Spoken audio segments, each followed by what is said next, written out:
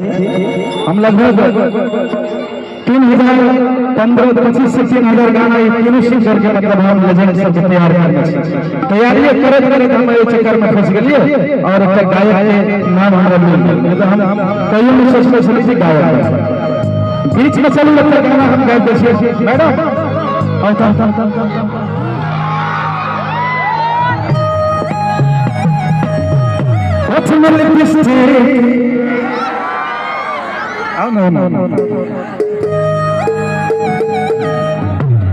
Madam कार्यक्रम में कहीं नहीं चले लिपस्टिक के जैसे माइंड में करब देखियो कोनो चीज लाल रहे नहीं रहे लेकिन ठोर पर पूरा गजब चले छै ना। आहा लागे छै म्यूजिशियन सब के पूरा कंट्रोल भा रहल छै लगा मधुबनी के मोड़ पे चला से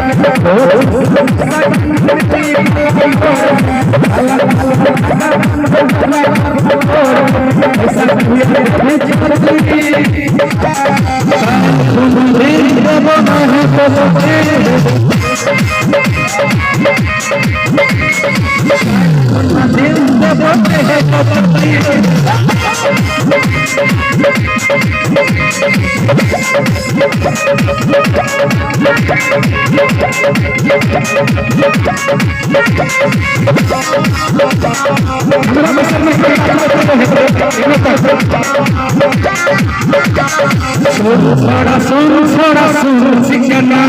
समोसा तकाई छी पटमता पे सिका मस्ते लगे ऐसा कर मस्ते लगे अभी जब मैं तो तीर